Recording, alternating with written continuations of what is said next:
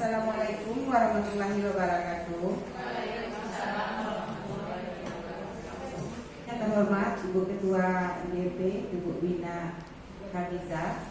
Selanjutnya teman-teman seperjuangan sesama guru IPS di SMP Aga Barat. Selanjutnya puji syukur marilah kita panjatkan kehadirat Allah Subhanahu wa taala yang telah memberikan kita kesehatan dan kesempatan sehingga kita bisa berkumpul di ruangan ini untuk melaksanakan kegiatan rutin kita setiap minggunya. Selanjutnya, salawat beserta salam tidak lupa-lupanya kita kirimkan kepada arwah junjungan Nabi besar Muhammad SAW yang telah membawa kita dari alam jahiliyah kepada alam yang penuh dengan ilmu pengetahuan seperti yang kita rasakan pada saat sekarang ini. Baiklah Bapak-bapak dan ibu-ibu semuanya, pada kesempatan kali ini setelah lama kita tidak bertemu, maka hari ini kita bertemu kembali. Mungkin karena kesibukan kita masing-masing ditambah atau diselingi oleh adanya ujian semester dan libur. Nah sekarang kita ketemu. Semoga kedepannya kegiatan kita ini bisa berjalan dengan lancar dan tidak ada lagi hambatannya ya Bu.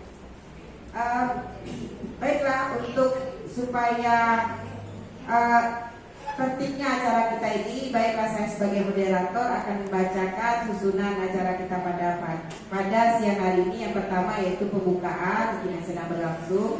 Selanjutnya isi atau kegiatan inti yang akan disampaikan oleh ibu pemateri nanti yang berjudul yaitu pemahaman dan pengalaman penerapan budaya positif.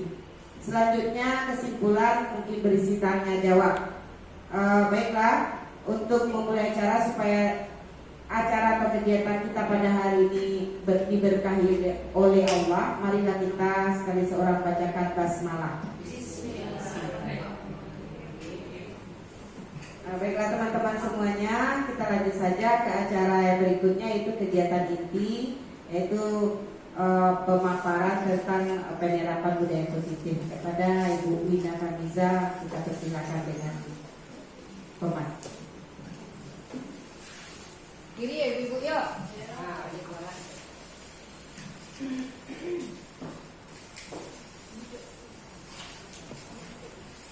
Terima kasih kepada moderator yaitu Ibu Vera.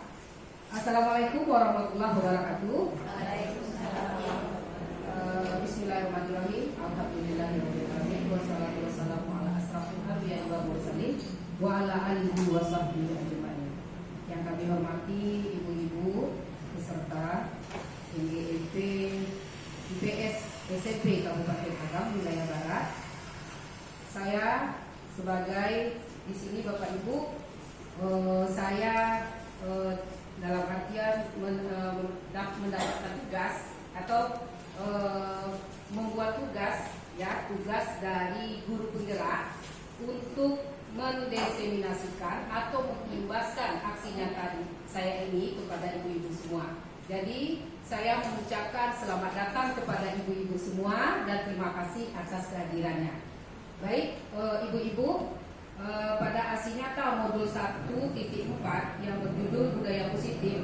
Di sini saya bukan sebagai pemateri, tapi di sini saya berbagi kepada ibu-ibu semua tentang pembelajaran dan selama pengalaman saya belajar di calon guru penggerak. Jadi di sini kami ditugaskan untuk mengimbaskan kepada ibu-ibu semua.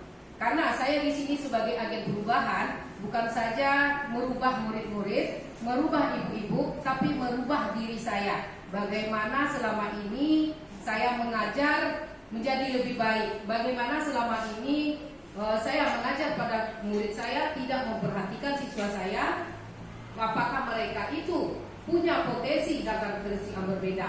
Nah, kita sebagai guru mungkin ada yang lupa bahwa perlakuan kita kepada murid itu sama saja. Jadi disinilah pentingnya penerapan dan pengalaman budaya positif. Baik Bapak Ibu,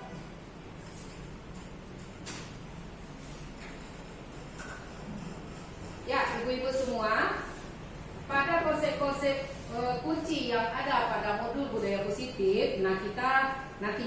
membahas tentang yang pertama, perubahan paradigma belajar, kemudian disiplin positif, motivasi perilaku manusia, kebutuhan dasar, posisi kontrol restitusi, kemudian keyakinan kelas, dan selanjutnya yang terakhir segitiga restitusi.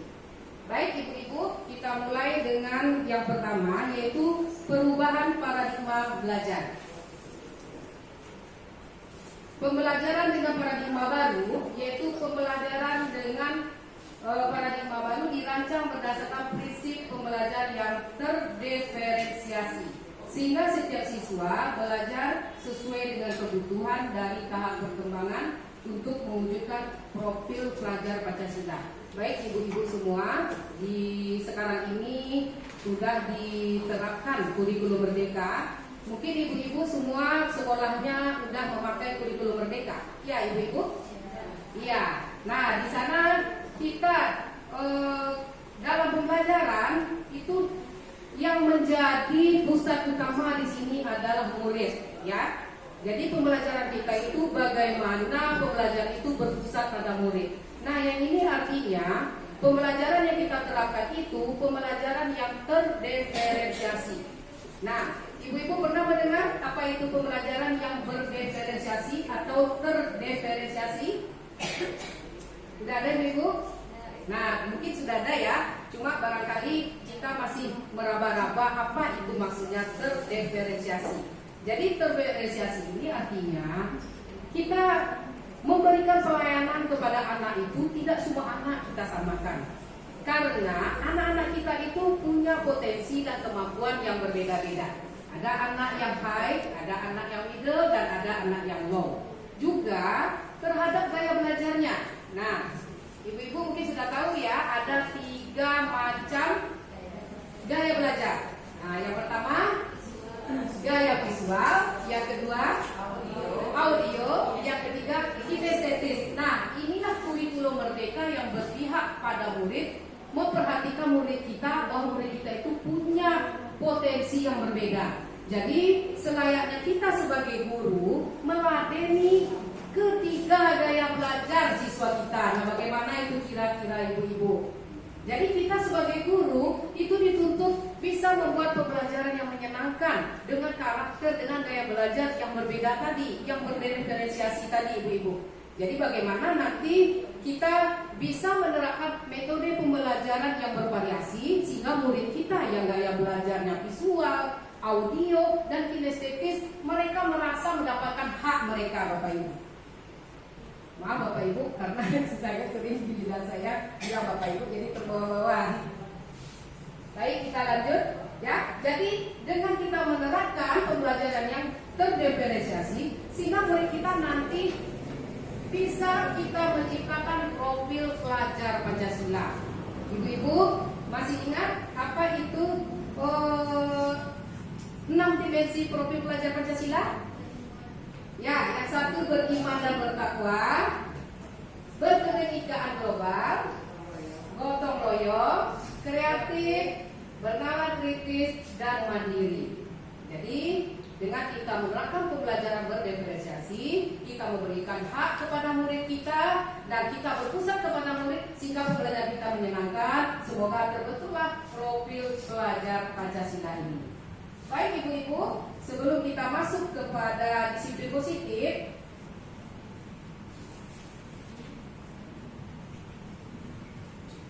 nah ini ibu-ibu. Nah kita sebagai guru itu apa fungsi kita ibu-ibu? Sebagai pengajar dan sebagai pendidik. Ya, sebagai pengajar dan sebagai pendidik. Nah kita tahu bahwa Bapak Pendidikan adalah Ki Hajar Dewantara ini mengatakan bahwa pengajaran merupakan proses pendidikan dalam memberi ilmu atau berfaedah untuk kecakapan hidup anak secara lahir dan batin. Sedangkan pendidikan memberikan tuntunan terhadap segala kekuatan kodrat yang dimiliki anak agar ia mampu mencapai keselamatan dan kebahagiaan setinggi-tingginya, baik sebagai seorang manusia maupun sebagai anggota masyarakat. Nah, jadi ini ibu-ibu ya, kita di sini sebagai pengajar, kita sebagai pendidik.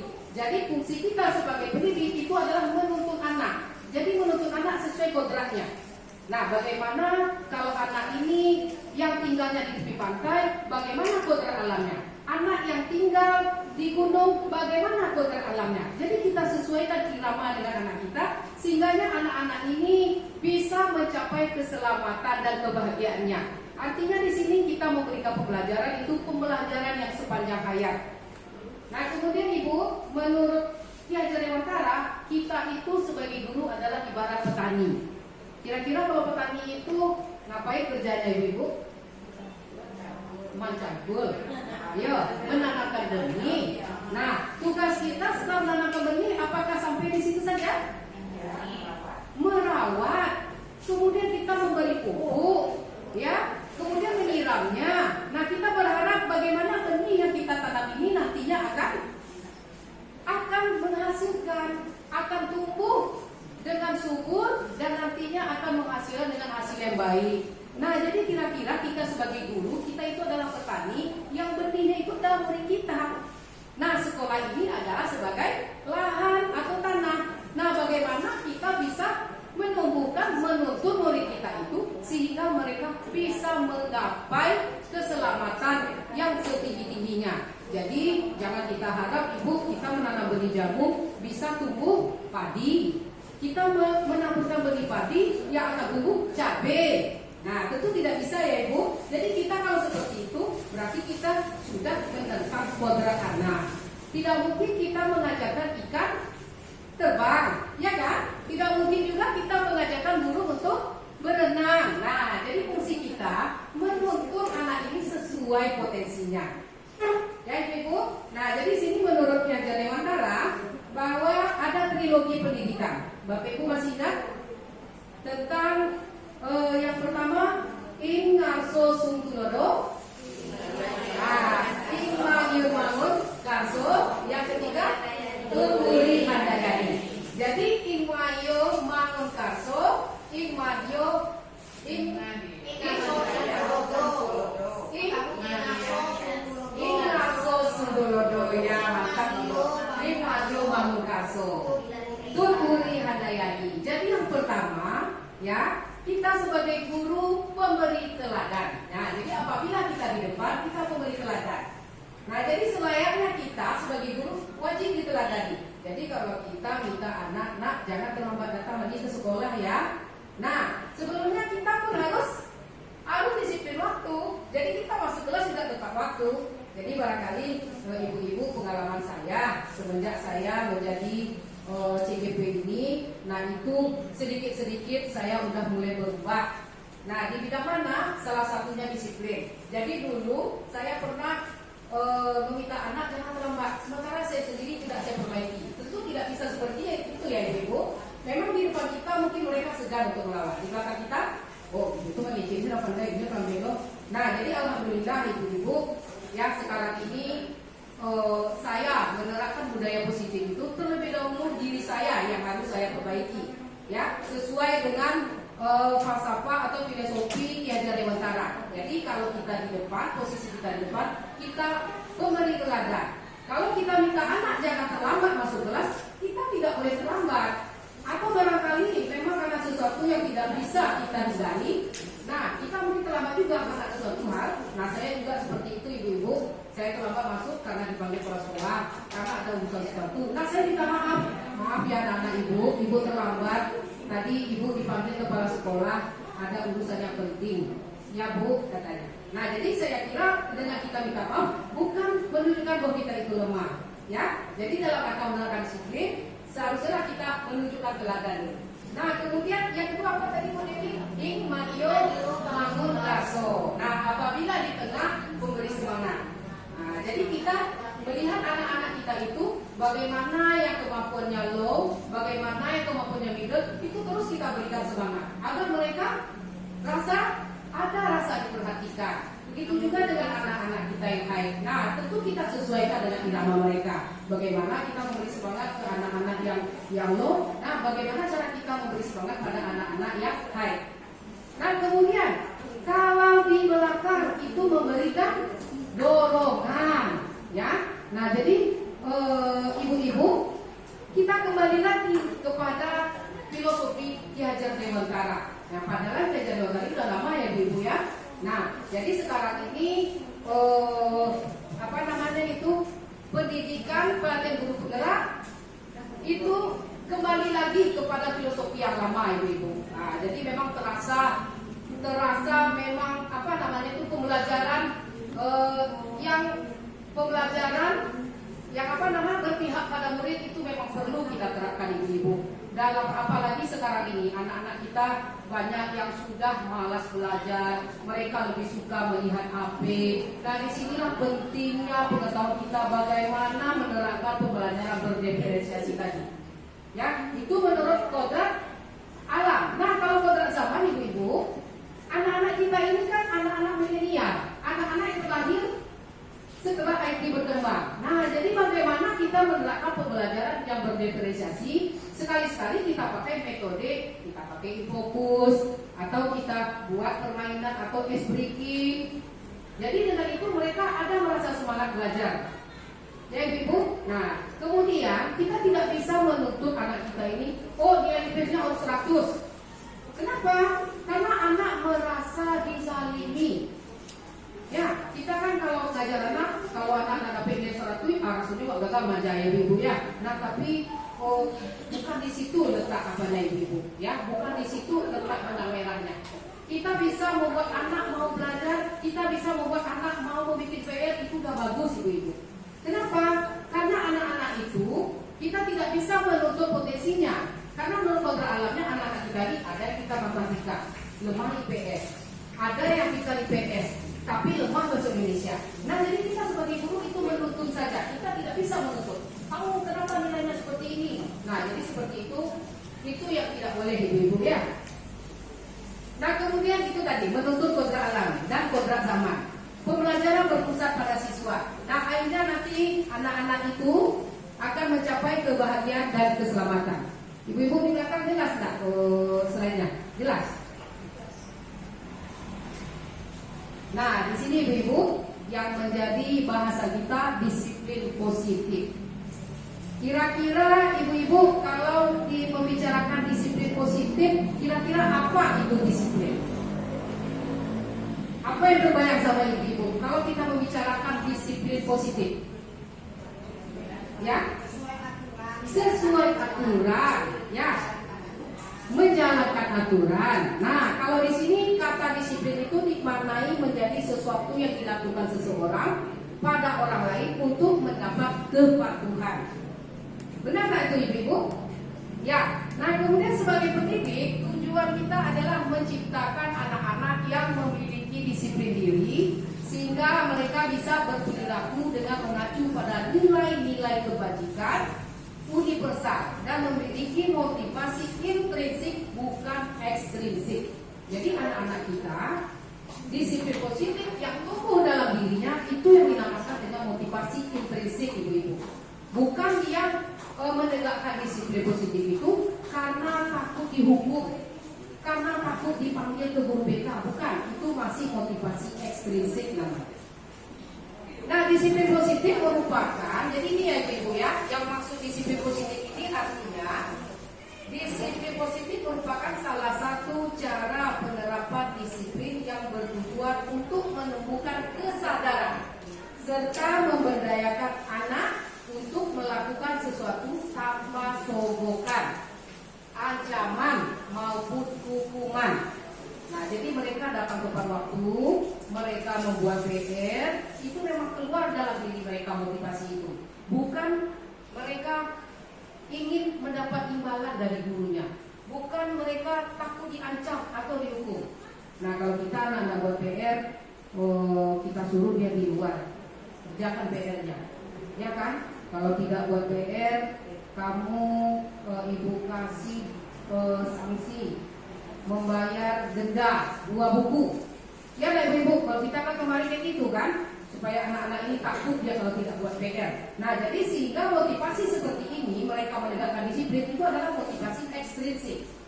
Ya ibu ya. Nah, di sini kita ingin menetapkan, kita ingin memberi pemahaman kepada anak-anak agar mereka menerapkan disiplin itu memang keluarnya dari motivasi intrinsik.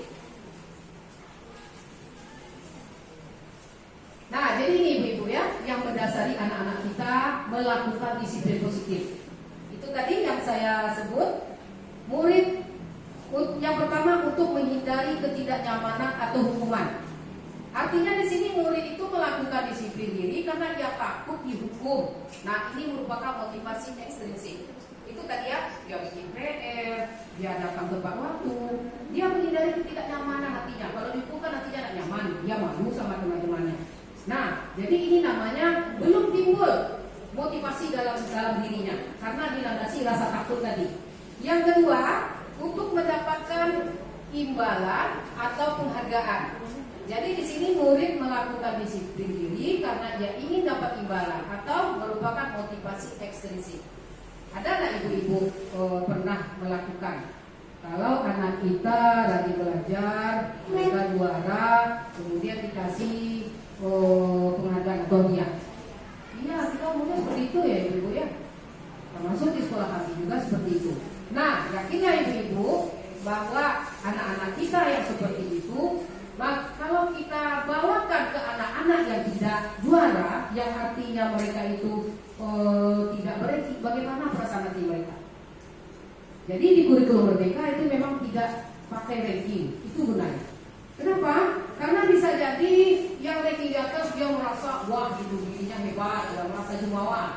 Yang tidak 10 besar pasti merasa ada rasa sedihnya ibu ya. Alah, ada di sana begitu kan, ada di Malaysia itu. Nah, jadi ada anak kita seperti itu ya ibu ya. Jadi sehingga dalam lingkungan itu terciptalah gap.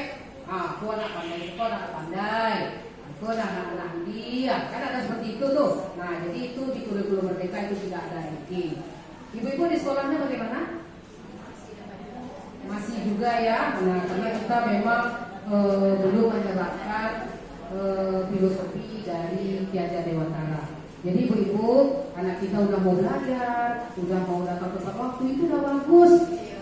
Nah, itu terus kita bimbing terus. Mudah-mudahan nanti karena kita menuntut terus, akhirnya memang keluar motivasi sama mereka dari dalam dirinya.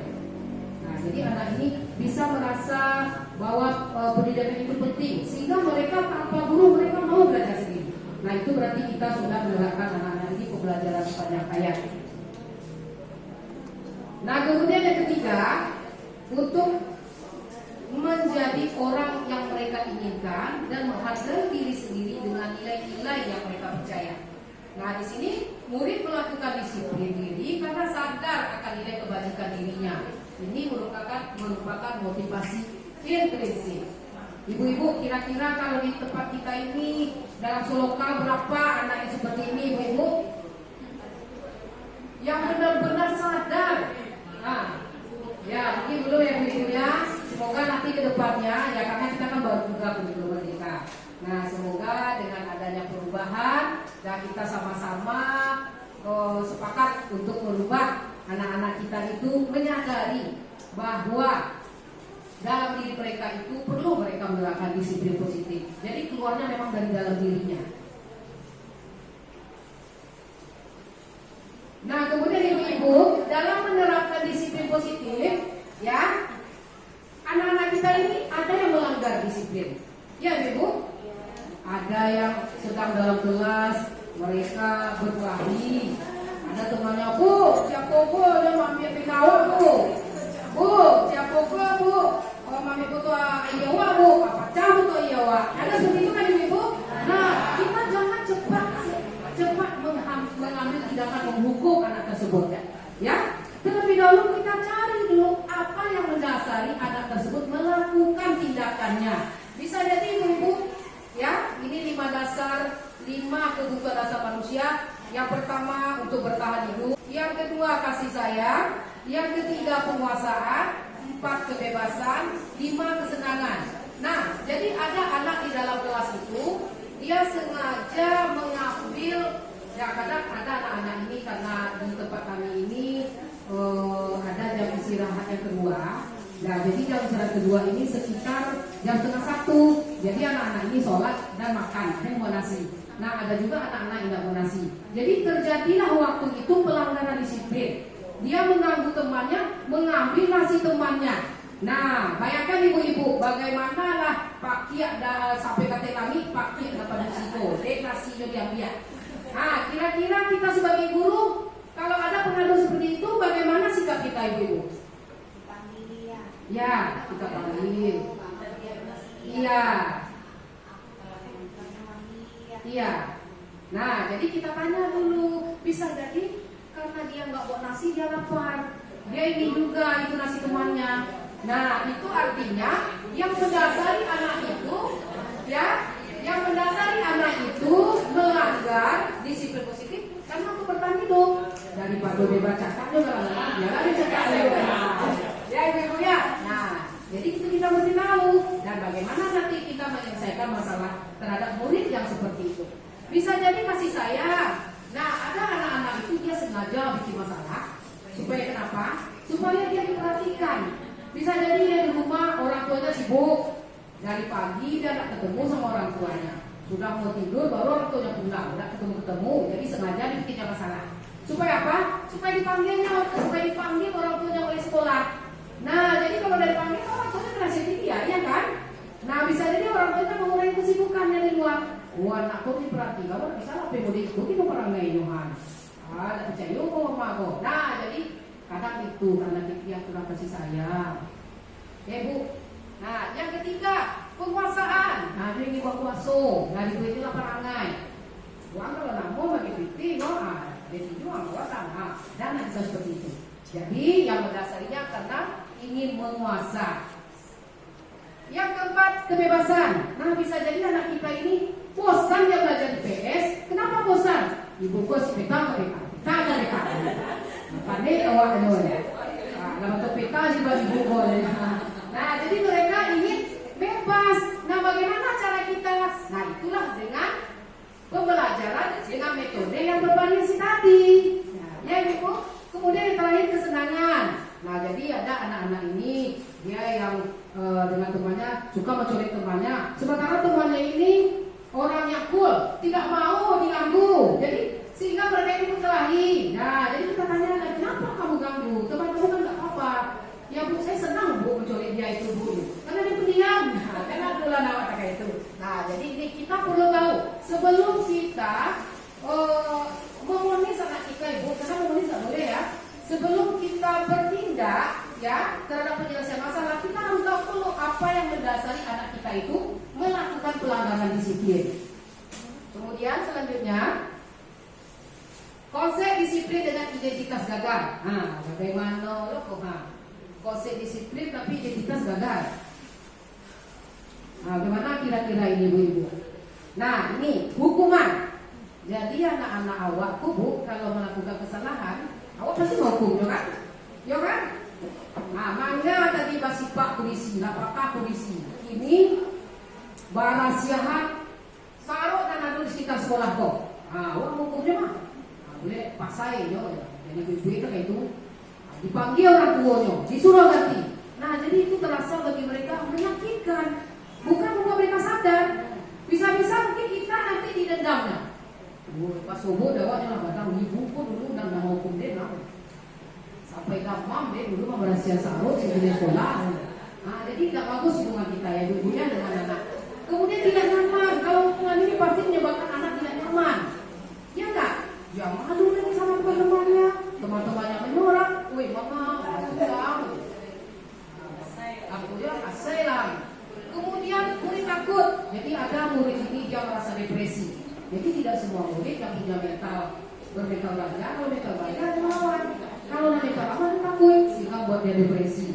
Kadang ibu-ibu, anak ini ada yang sampai meninggal. Karena apa? Karena perilaku guru yang sangat marah. Ya, ada yang sampai menghakiminya. Jadi dia terkajui. Nah, itu membuat dia depresi. Kemudian murid menyembunyikan kesalahan. Nah, inilah dasarnya anak kita kalau ditanya dipakai ngeles. Ya, awak katanya dia baguto, pandai dia baguto. Saya itu awak pandai buto. Ada saya bilang karena saya itu lebih baik. Ada karena cuma ada itu. Ada lagi murid menjadi rendah diri. Ada kadang murid ibu saya pernah mengalami waktu itu. Kalau tidak salah waktu itu pecah lampu ini di bagian luar. Jadi karena tidak ada yang mengaku, saya panggil ke lokal. Jadi waktu itu saya beri ketegasan. Ini 5 tahun yang lalu ini terjadi. Saya memberi ketegasan. Ada yang pucat. Jadi saya kira yang pucat ini dia yang melakukan, padahal enggak. Nah ini jadi murid menjadi rendah diri. Jadi mungkin dia waktu dulu ada trauma sehingga dia merasa kalau ada guru yang marah, rasanya dia yang salah, padahal dia nggak berbuat. Nah ini bahayanya kalau hukuman ibu-ibu. Nah penghargaan. Nah kenapa penghargaan termasuk konsep disiplin dengan identitas gagal? Kenapa ibu? Karena kita memberikan penghargaan bagi anak yang menegakkan disiplin. Kenapa? Nah karena tidak efektif. Woi, awak dapat dulu kebersihan. Siap, dia lah malaki awal tuara, dia lah berhasil bisu awal kata nasi. Memang dia menjadi ibu. Dia kalau dia tak boleh ibu. Alam bantu orang Cina pun lokal. Nah itu konsep penerapan disiplin dengan penghargaan. Merusak hubungan diri. Nah jadi ada anak kita yang pintar. Nah coba lihat seperti ini. Nah, dia rajin, dia ini kata kita. Nah bagaimana kira-kira anak yang lain mendengarkannya? Nah barangkali lo cicipi anak. Nah setelah itu apa yang terjadi? Anak yang kita puji tadi, anak yang kita beri penghargaan tadi, dia akan dibully oleh temannya. Kemudian mematikan aktivitas. Nah itu tadi. Nggak ada dia dosa lawan. Aku dikasih hadiah. Ya bisa jadi tidak timbul kreativitasnya yang lain. Ya. Menghukum dengan sistem ranking. Nah ini yang tadi ibu.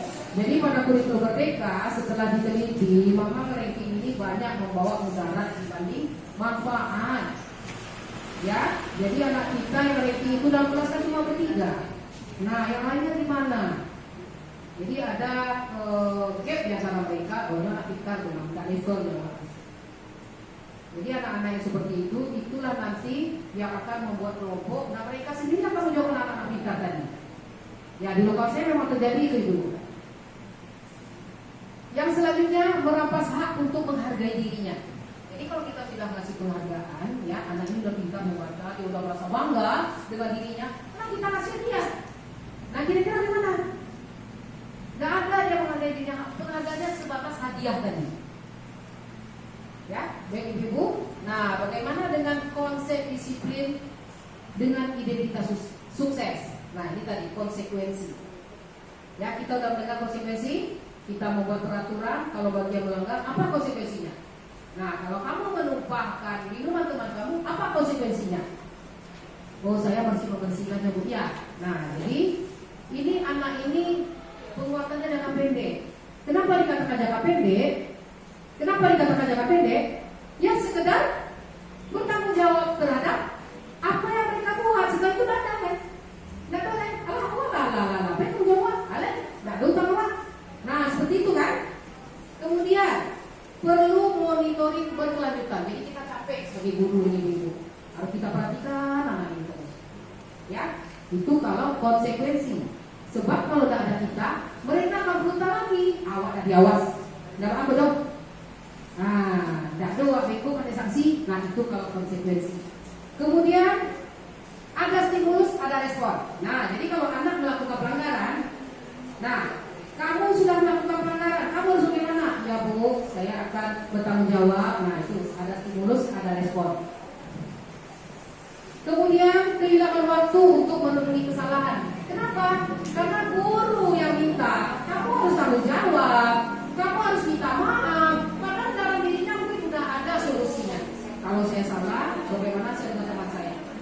Nah, padahal dia ada ide untuk minta maaf, tapi karena kita bilang kamu harus membersihkan lagi lantai yang kamu tumpahkan tadi. Nah, jadi kita yang memberikan ide, bukan keluar dari mereka. Nah, jadi yang diharapkan di sini ibu adalah restitusi. Ibu-ibu sudah pernah dengar restitusi? Sudah pernah ibu-ibu dengar? Ya maaf, saya sendiri juga baru kali ini mendengar restitusi semenjak masuk pendidikan calon guru penggerak. Jadi restitusi ini ya nanti di slide selanjutnya akan dijelaskan apa itu restitusi. Restitusi murid bertanggung jawab untuk pelakunya. Jadi ibu-ibu seperti yang dijelaskan sama Bu Dewi tadi. Jadi anak itu kita panggil, kita tanya alasannya dia berbuat itu, dia akan menjawab. Nah nanti alasannya karena nggak bisa jadi karena dia terlambat. Kenapa? Nah saya malamnya tidur terlalu larut sehingga saya bangunnya telat Bu. Nah jadi saya datang ke sekolah terlambat. Nah kira-kira apa keyakinan kelas atau peraturan yang sudah kamu melanggar? Nah dia berpikir apa pelanggaran? Oh disiplin Bu, katanya kan dia sendiri kan? Dia sendiri yang menjawab. Kemudian kalau kamu sudah melanggar, apa nanti ke depannya harus kamu lakukan? Oh, saya tidak terlambat lagi Bu, saya harus cepat tidur, sehingga saya cepat bangun, dan saya tidak terlambat lagi sekolah. Nah, jadi mereka yang menemukan solusinya. Kita sebagai guru hanya menuntut saja. Kemudian fokus memecah masalah jangka panjang. Nah, jadi dengan kejadian tersebut, mereka ingat. Nah, kalau saya main game terlalu larut malam, saya akan terlambat bangun. Nah, nanti terlambat datang ke sekolah. Nah, jadi mereka ingat, oh saya nggak usah main. Nanti kalau malam itu baru tepat. Nah, kemudian murid menghormati dirinya dan orang lain. Nah, mereka menyadari bahwa disiplin itu penting dan penting untuk diri mereka. Teori kontrol, dirinya memegang kontrol. Jadi dia kontrol dan perlu lagi orang tuanya. Karena kita sudah menanamkan pemahaman dalam diri murid kita tersebut. Jadi mereka sudah bisa mengontrol dirinya. Nah, tidak mau main terus-terusan sehingga capek, tidak buat PR. Tidak mau main game terlalu malam sehingga menyebabkan terlambat bangun. Nah, jadi tidak perlu lagi orang tuanya yang ribut, tidak perlu lagi orang tuanya yang mengontrol.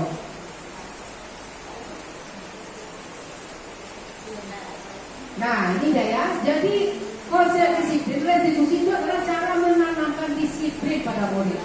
Ya, jadi kita sebagai guru itu membimbing anak, nah, memberi solusi pada anak agar anak bisa memecahkan masalahnya. Itu restitusi ya Ibu. Nah, jadi ini ya pengertian restitusi. Restitusi adalah proses menciptakan kondisi bagi murid untuk memperbaiki kesalahan mereka sehingga mereka bisa kembali pada kelompok mereka dengan karakter yang lebih kuat. Jadi anak kita di sini maksudnya Ibu sudah timbul dalam diri mereka itu tentang disiplin positif.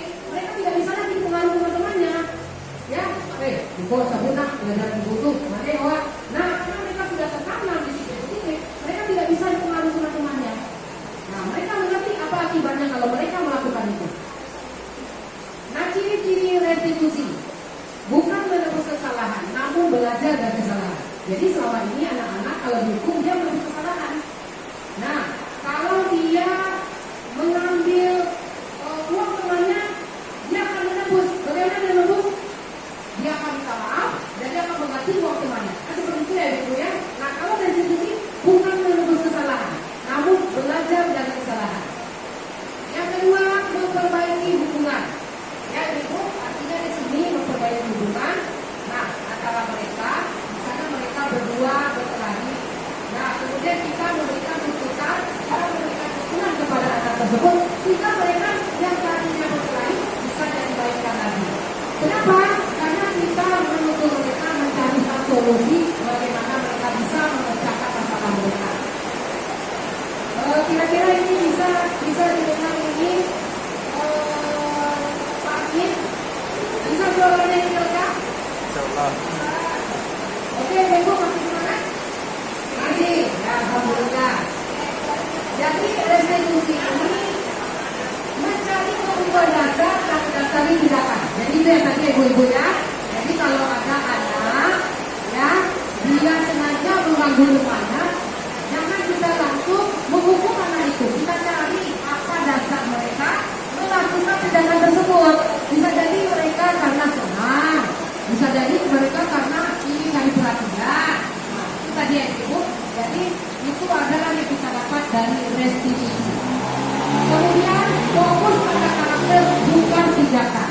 Nah, jadi kita menerapkan restitusi itu, kita mengharapkan anak ini nantinya bisa menjadi karakter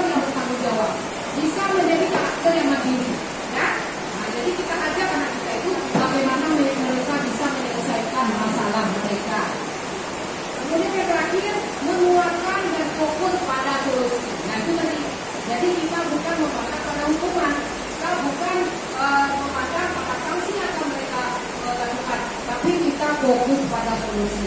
Mereka sendiri yang akan menyelesaikannya. Ya, nah jadi kalau dia merusakkan barang temannya, dia mencari solusi saya ganti Bu. Jadi kemarin ada anak di lokal saya belajar nggak pakai sepatu. Mana sepatu kamu nak? Nah, anak ini takut menjelaskan. Ya, waktu itu sudah jam istirahat, kemudian masuk yang terakhir. Jadi anak-anak ini waktu jam istirahat kelas nggak tahu ada Bu. Bapak nggak tahu ada sepatu luar.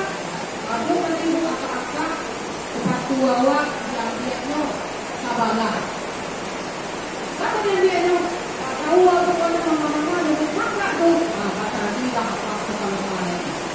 Jadi saya tidak menulis sama yang di kelas lain waktu itu kelas 8 di kelas 7. Siapa yang menyembunyikan sepatu adik kamu ini langsung begini saja.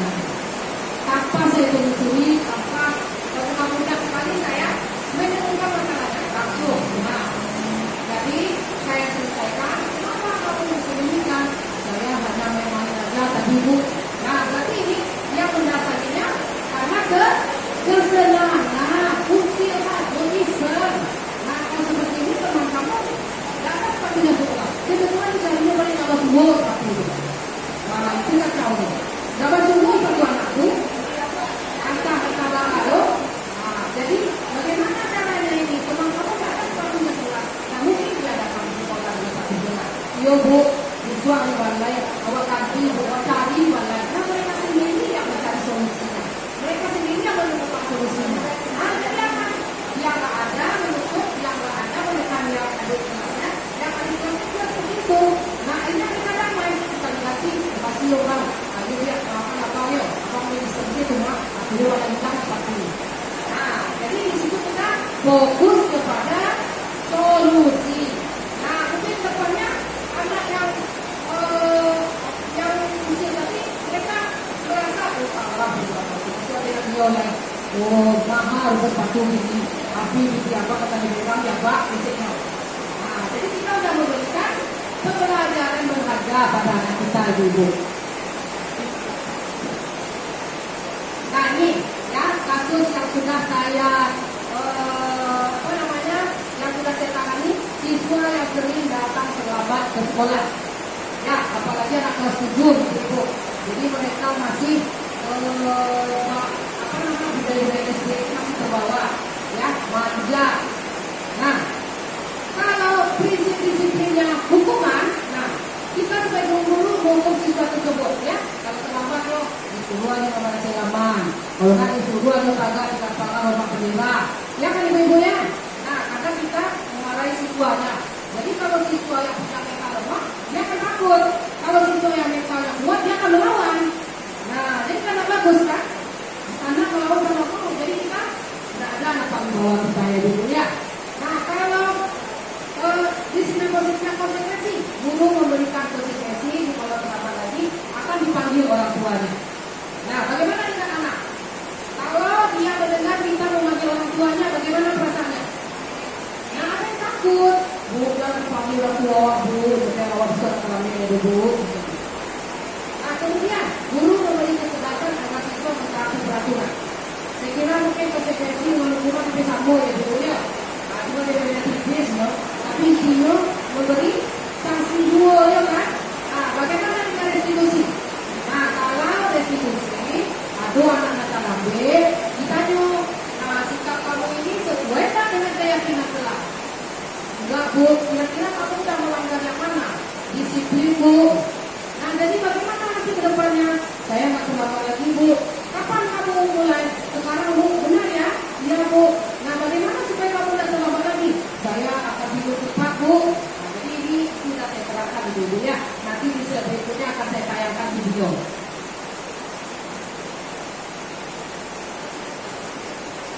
Nah, ini ya, dalam menerapkan disiplin, ini kita sebagai guru Ibu. Kita sebagai guru dalam menerapkan disiplin kepada murid-murid kita, ada kita bertindak sebagai pemukul, sebagai pembuat merasa bersalah, tidak ingin murid kita merasa bersalah, sebagai teman, sebagai pemantau, dan sebagai manajer. Nah, kira-kira kita selama ini di posisi yang mana kita Ibu dalam menerapkan disiplin kepada anak kita? kita mana ibu? Pengukur. Ya. Nomor 1 sama nomor 2. Pengukur yang membuat merasa bersalah. Nah, jadi ya kalau pengukur kita langsung membentak anak, kita hukum. Ya, kalau membuat merasa bersalah, apa kita bilang? Nah, kamu jangan begini. Itulah gara-gara kamu nggak masuk. Kena marah ibu sama kepala sekolah. Itulah gara-gara kamu nggak buat PR. Nah, begini ibu jadinya. Nah, itu membuatkan anak kita membuat anak merasa bersalah. Kemudian teman. Nah, kalau teman kita merasakan diri kita itu sama dengan anak. Nah, jadi ya kamu jangan gini lah, malas ibu. Kamu harusnya gini, itulah ibu bangga. Sekarang ini adalah nggak apa-apa, tapi untuk kedepannya lagi ya. Nah, bagaimana kira-kira anak-anak kita tanggapannya ibu? Bagaimana kira-kira? Aman tuh bu, ya itu anak masih paham. Nah, namun penerapan disiplin positif itu tidak maksimal, tidak efektif. Nah, kalau bukan tahu, sanggup nggak kita bakal ibu anak itu kita pantau terus? Nggak sanggup kan? Nggak sanggup. Nah, anak kita bukan mereka bukan satu orang saja. Apalagi kamu yang sekolah besar ini, anak nanti digorakui 20 p. Saya kalau sama cici.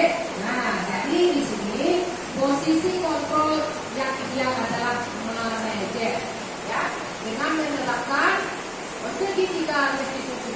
Bagaimana seorang manajer? Nah, seperti tadi dulu kita menanyakan alasan, kemudian kita menanyakan apa yang mereka lakukan itu benar atau salah, bagaimana solusinya, ya. Jadi fungsi yang ideal ini adalah fungsi manajer. Nah, ini dari ibu, ya. Kita sebagai guru, kalau kita fungsi kita sebagai penghukum, apa kata kita kepada anak? Patuhi aturan sekolah. Lalu siswa disuruh berjalan tanpa alas kaki, ya. Kita suruhkan siswa memakai sandal ke sekolah, ya. Hari hujan terus batu basah, begitu kan? Nah, kita marah sama anak. Kemudian kalau perempuan merasa bersalah, sudah berapa kali ibu kasih tahu, ibu kecewa sama kamu. Nah, bawa ke karelo. Nah, jadi kata anak alasan dunia ibu-ibu ya.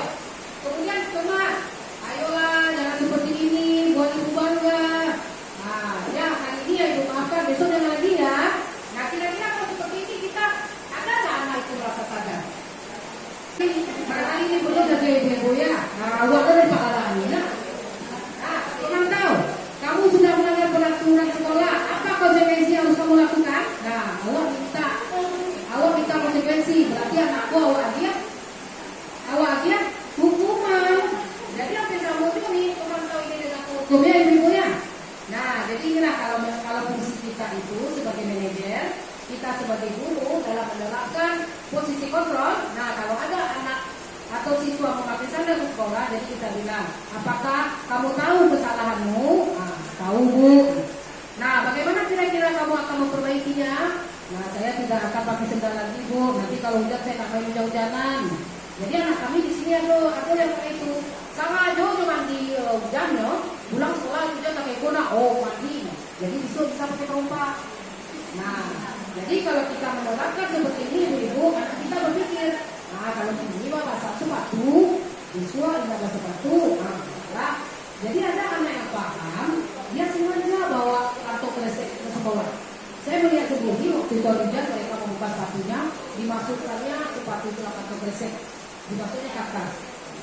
Bukan ya nak, iya bu, kalau hujan yang dilihat basah sepatu. Nah, jadi anak seperti ini bisa jadi anak yang sudah ibu motivasi intrinsiknya. Nah, ini ibu-ibu keyakinan kelas, ya. Jadi keyakinan kelas itu hampir sama dengan kesepakatan kelas. Nah, mengapa keyakinan kelas? Mengapa tidak peraturan kelas saja? Nah, kita heran kan? Tadi ibu-ibu mikir, nah apa sih keyakinan kelas itu? Awal keyakinan awal anak ya kan? Yakin pada Tuhan, yakin pada Tuhan. Ada keyakinan kelas. Nah, jadi keyakinan kelas ini, jadi ini adalah pertanyaan untuk memancing ibu-ibu ya. Mengapa kita memiliki peraturan tentang penggunaan helm pada saat mengendarai motor? Kan ada aturan ibu ya? Nah, kenapa? Kenapa ada aturan itu? Nah, di sini nilai apa di sini? Nilai apa di sini? Nilai disiplin apa yang ada di sini? Keselamatan. Kita yakin nggak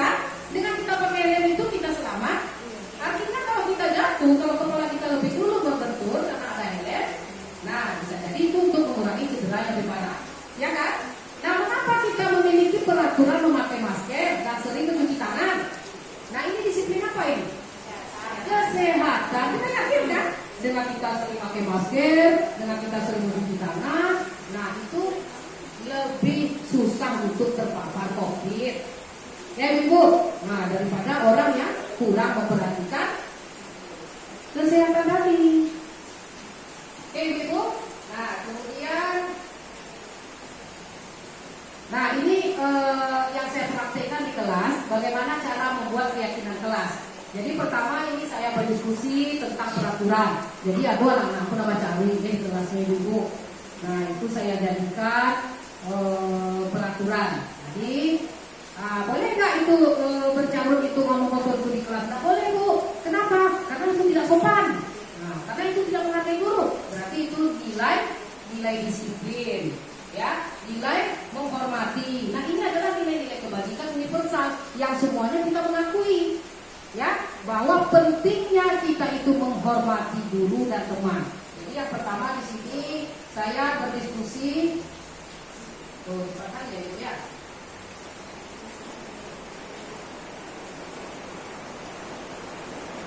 Ini tadi. Ya, jadi ini adalah foto-foto waktu saya dan murid saya membuat keyakinan kelas. Nah, yang pertama berdiskusi tentang aturan-aturan yang berlaku, yang universal. Artinya memang peraturan ini memang diyakini oleh semua orang, tidak boleh dilanggar. Dan kalau dilanggar, mahasiswa itu akan mempertanggungjawabkannya. Kedua, ini saya merupakan peraturan dari keyakinan. Jadi artinya dengan wacana-wacana yang telah disodorkan anak, bagaimana bunyi peraturannya. Jadi peraturannya ini lebih abstrak, Ibu ya. Ketika ini menempelkan, jadi waktu itu saya beri anak-anak ini sticky note. Nah ini ya Ibu ya.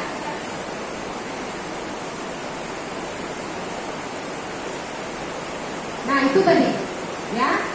Guru sebagai fungsi kontrol manajer. Jadi saya sebagai guru itu menerapkan segitiga restitusi. Tadi restitusi udah ya Ibu ya, apa pengertiannya? Ya, apa tadi? Apa tadi Ibu? Ya, jadi anak-anak itu menemukan sendiri bagaimana dia bisa mengatasi masalahnya, sehingga mereka semakin percaya diri dan kembali pada kelompoknya dengan karakter yang lebih kuat. Jadi anak-anak ini tidak dipengaruhi, ya, karena mereka sudah bisa mengatasi permasalahan yang sedang mereka udah pede. Nah, dan akhirnya mereka bisa menjadi tutor teman saya. Wah, anak kuliah kayak itu, orang tuh gak sopan ke guru, jadi ada anak-anak saya seperti itu. Woi, jangan lagi kayak gitu. Wah, anak kuliah dengan orang kayak guru, wah, yang aku buat seperti itu. Nah, jadi bagaimana penerapannya? Pertama, segitiga restitusi ini, yang pertama namanya menstabilkan identitas. Apa ini artinya? Kita semua akan melakukan yang terbaik yang bisa kita lakukan. Kita itu, tapi yang melakukan dulu yang salah itu. Apa sebabnya? Nah, di sini validasi tindakan yang salah. Semua perilaku itu memiliki alasan. Itu tadi. Karena salah belakang, alasannya tadi. Salah jago. Kenapa salah jago? Karena terlambat tidurnya. Nah, ke depannya kamu mau berubah, mau Bu? Apa yang perlu kamu ubah? Saya nggak mau lagi tidurnya terlalu malam. Benar? Benar Bu. Kapan akan kamu ubah? Saat ini Bu, katanya. Nah, jadi mereka sendiri yang bertekad ke diri mereka. Ya. Nah, kemudian kita menanyakan keyakinan kelas. Kalau anak kita labek, kira-kira peraturan yang mana yang kamu langgar? Keyakinan kelas yang mana yang kamu langgar? Disiplin Bu. Karena saya datang terlambat, jadi saya nggak disiplin, katanya. Nah, jadi seperti itu ya Ibu ya.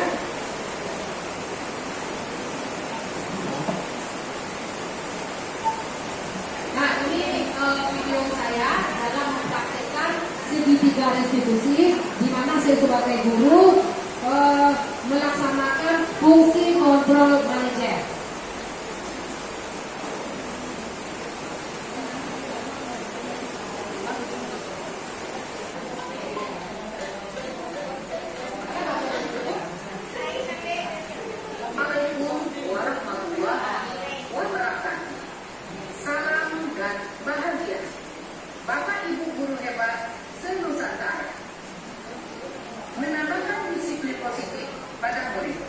Bagaimana kita seorang guru menanamkannya dengan berpihak pada murid melalui segitiga restitusi.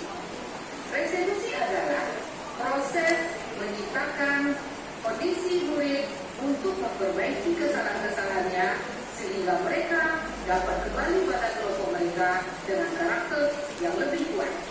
Langkah-langkah restitusi yaitu: 1. Guru mampu menstabilkan identitas. 2. Memvalidasi tindakan yang salah. 3. Mensepakati keyakinan kelas.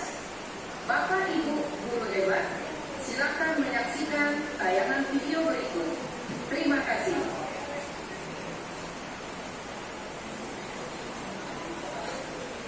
Kok siswa ada apa lagi?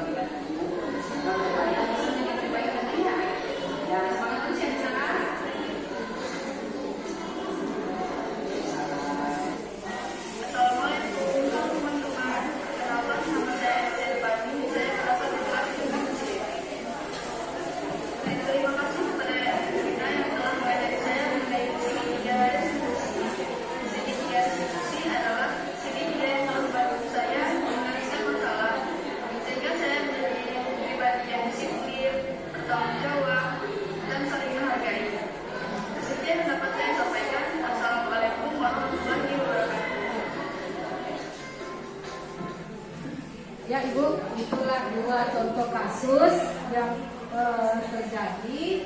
Nah barangkali di sekolah ibu mungkin ada juga seperti itu ya. Nah jadi dengan menerapkan segitiga restitusi dengan fungsi kontrol manajer, saya melakukan seperti itu. Nah membuat murid saya itu mereka tidak merasa mereka itu tertekan, ya. Tapi membuat mereka itu merasa percaya diri karena mereka sendiri yang mencari solusi atas permasalahannya. Jadi yang pertama itu adalah kasus karena dia terlambat datang sekolah. Jadi waktu itu dia datang, nah saya persilakan masuk. Jadi waktu sudah pembelajaran, saya belum membahas atau mengkaji permasalahannya. Nah setelah itu baru saya suruh anak ini datang ke ruangan saya untuk membahas alasan keterlambatannya. Begitu juga dengan yang kedua. Jadi waktu itu saya sedang menjelaskan pembelajaran IPS. Anak ini mengerjakan PR mapel Senin IPS. Nah, jadi waktu itu bukunya saya ambil dan saya tetap juga belajar, dia juga tetap belajar, saya tetap juga memberikan materi. Nah, setelah dia pulang, saya minta nanti setelah pulang dia menemui saya. Nah, jadi itulah video berupa praktek segitiga restitusi yang telah saya lakukan di buku. Ya, namun di sini dalam praktek segitiga restitusi ini, ibu-ibu, ya. Nah, jadi kita sebagai guru, ibu-ibu, ini menurut standar pendidikan nasional dalam penerapan segitiga restitusi, ya, program disiplin positif hendaknya guru memiliki standar kepribadian. Artinya memang dalam diri kita itu memang sudah terpatri nilai-nilai kebajikan, ya ibu ya. Kemudian keprofesionalan dan sosial yang baik, di mana guru mampu berefleksi pada posisi kontrolnya saat ini.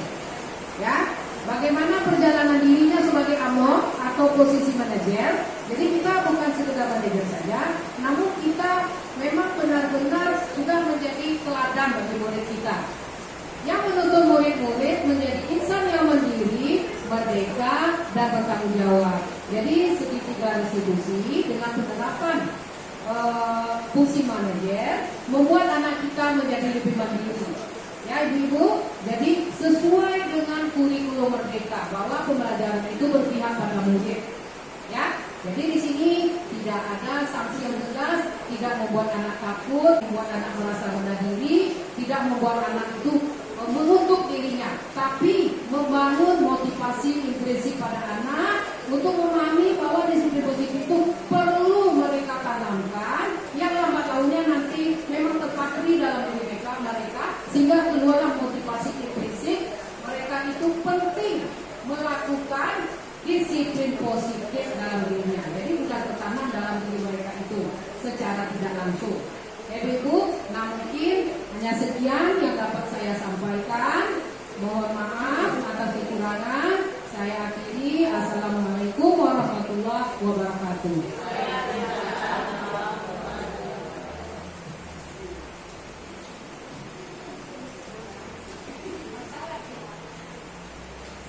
Terima kasih kepada Ibu Ina Kapiza telah menerangkan kepada kita tadi, yaitu tentang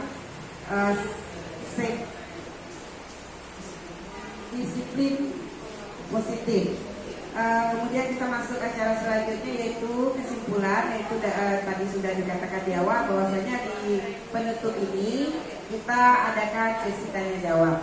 Jadi kepada ibu-ibu mohon tanggapannya dan mau bertanya, silahkan mengenai yang sudah dipaparkan oleh Ibu Ina Kapiza tadi. Silakan ibu-ibu. Barangkali ada masalah di sekolah. Alis Damuni, saya mau ditanyakan mungkin atau tanggapan atau mau ditambahkan.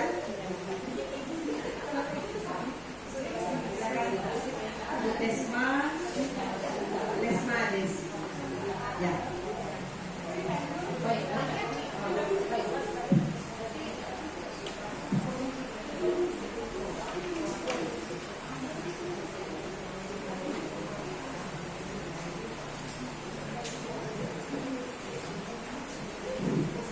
Assalamualaikum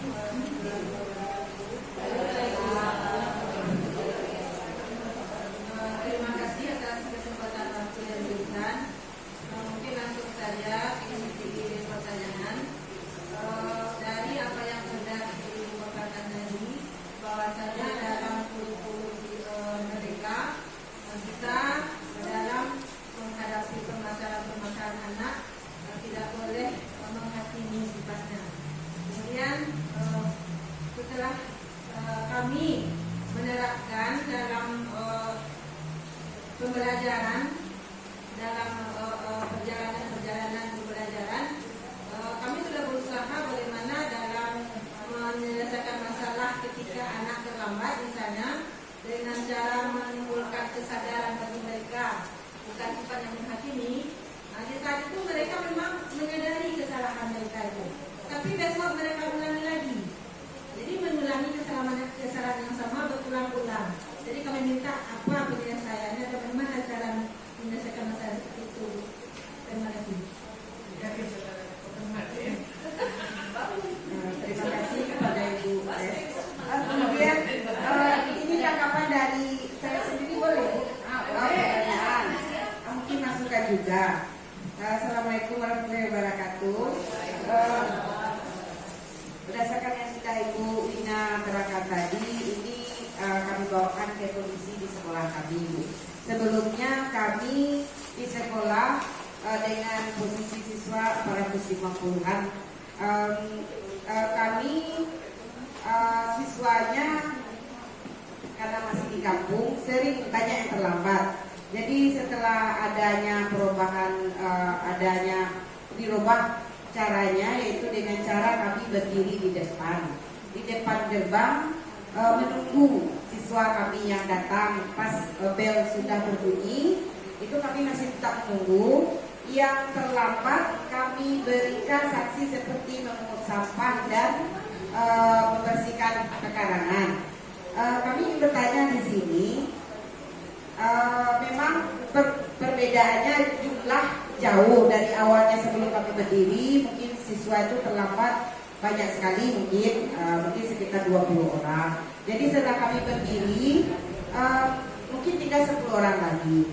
Namun yang jadi masalah di sini, Bu, siswanya itu juga. Sepertinya dia merasa senang disuruh, karena teman-temannya sudah belajar di dalam kelas, dia asik-asik di luar, mungkin bersihkan atau pungut sampah segala macamnya. Jadi mungkin ini agak lari dari yang diterangkan tadi. Mohon mungkin ada masukannya, bagaimana sebaiknya, apakah kami tetap harus menjalankan disiplin seperti itu? Memang ada manfaatnya, cuman muridnya itu juga. Kami sudah foto, dan kami foto ini kan sekedar shock terapi saja gitu kan, bukan untuk dikasihkan pula gitu kan, supaya anak ini tahu saya masuk OHP, nanti mana tahu ini dipirakan segala macam. Ini untuk supaya efek jerah saja. Mohon masukannya Ibu, apakah ini perlu kami lanjutkan atau mungkin ada trik lainnya? Terima kasih. Sebagai pembaca tadi, mungkin ada tanggapan dari teman-teman yang lain, masukannya silakan. Ada lagi? Cukup 2 pertanyaan Ibu. Cukup ya, tidak boleh plus. Ada Ibu 2 pertanyaan.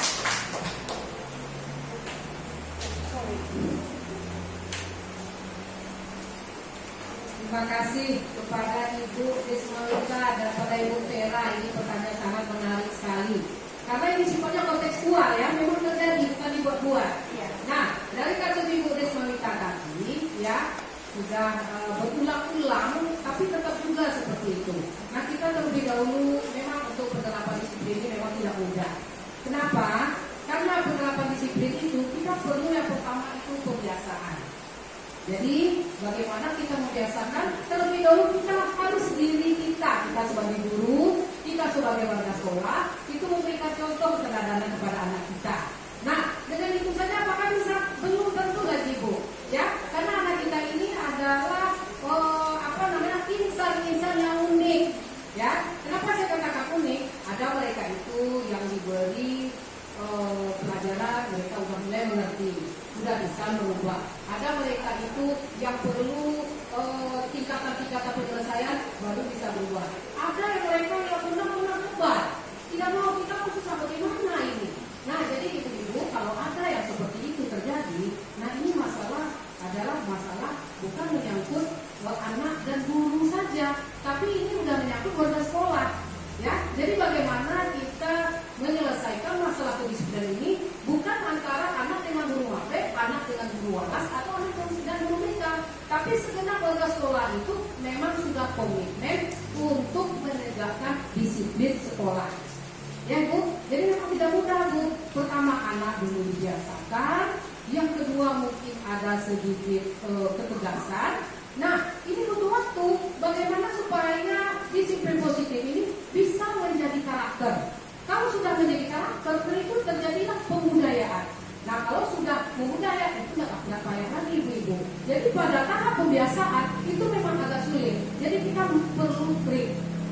di sini mungkin kita harus perhatikan bagaimana lingkungan di sekolah kita dan bagaimana karakter murid kita.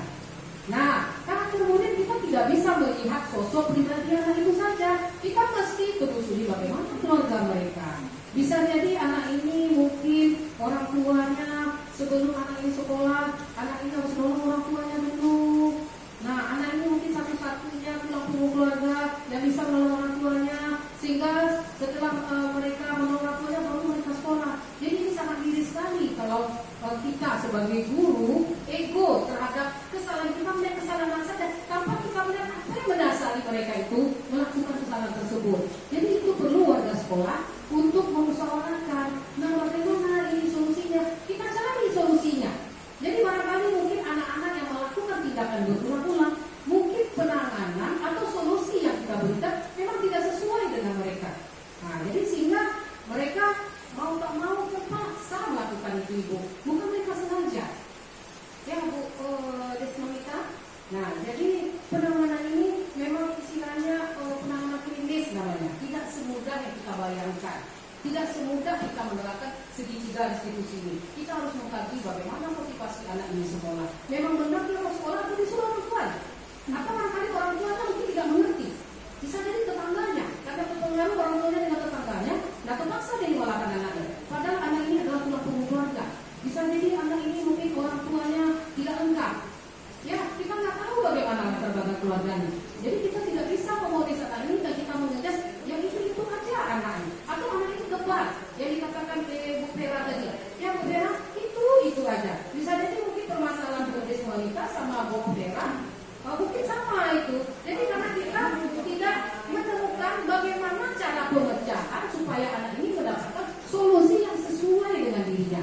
Jadi ibu-ibu memang tidak semudah kembali telapak tangan untuk menerapkan disiplin ini ya ibu-ibu ya. Karena ini adalah masalah yang konkret. Kita tidak bisa merubah karakter anak. Karena karakter ini bisa jadi bawaan dari kodrat alamnya. Kodrat alam itu apa? Bisa jadi mungkin dari keluarganya, dari lingkungannya, dari kepribadiannya. Bisa jadi anak ini mungkin disiplin di rumah itu nggak ada. Memang orang tua mungkin ya kadang ada anaknya mau datang mau pulang ya terserah, nggak pulang tidak dicari, mau makan anaknya makan, kalau nggak ya udah. Nah, jadi di sini anaknya memang benar-benar nggak mengetahui apa itu disiplin, apa pentingnya disiplin. Bagi mereka mungkin disiplin itu mengekang mereka, ya kan? Nah, jadi kita sebagai guru mungkin perlu teknik yang jitu untuk menemukan bagaimana anak ini bisa mendapatkan solusi dari permasalahan mereka. Nah, mungkin barangkali hanya itu yang bisa saya sampaikan. Atau ada ibu-ibu yang lain bisa memberikan pengalamannya. Mungkin ada anak yang melanggar disiplin, namun lama-kelamaan dengan kesabaran, dengan ketabahan dan dengan kerjasama kolaborasi sama warga sekolah, akhirnya anak ini bisa berubah. Ada nggak ibu-ibu pengalamannya seperti itu? Ya, baik. Mungkin Bu Tera saya kembalikan lagi. Bisa jadi mungkin kalau dikembalikan lagi pada sebenarnya atau bagaimana dengan Bu Tera sendiri? Terima kasih atas jawabannya. Mungkin ada lagi tanggapan dari teman-teman atau ada yang mau menambahkan mungkin? Ya, silakan Ibu Dewi. Terima kasih. Assalamualaikum warahmatullahi wabarakatuh. Kalau kita melihat bagaimana siswa kita di sekolah, itu saya rasa semua sekolah mengalami hal yang sama. Ya, kita tahu kita mengajar, mendidik, apalagi kita di sekolah menengah ya. Kita tahu siswa-siswa kita itu masa-masa sedang mereka labilnya. Nah, gitu. Walaupun kita udah mengasih berbagai cara dibicarakan di sekolah, dibicarakan dengan orang tua, karena kita tahu anak kita nggak hanya di sekolah. Seperti yang Ibu Wina katakan tadi, kadang-kadang lingkungan saat ini boleh dikatakan 70% atau 60% lebih berpengaruh pada siswa daripada apa yang kita beri di sekolah. Jadi memang untuk merubah siswa, untuk bisa mereka menyadari, mereka menjalankan sesuatu yang apa yang kita inginkan, itu tidak bisa instan. Kadang kadang-kadang udah tamat mereka menyadari apa yang dikasih tahu guru sebelumnya. Apalagi di SMA mereka udah mulai dewasa. Oh ini rupanya yang mau guru. Oh ini rupanya yang harus kita jalankan, kita lakukan. Jadi kita sebagai guru, menurut saya kita tetap memberikan arahan kepada mereka. Insya Allah mudah-mudahan tidak di saat itu mereka berubah. Suatu saat mereka mengerti apa yang kita mau, apa yang harusnya mereka lakukan sebagai seorang siswa. Ya, jadi kita memang harus sabar dalam menghadapi umur. Cuma itu, terima kasih. Terima kasih Ibu Dewi, masukannya sangat bagus sekali. Untuk acara kita hari ini boleh kita tepuk tangan sekali, Bu ya. Tepuk tangan untuk acara kali ini. Ini adalah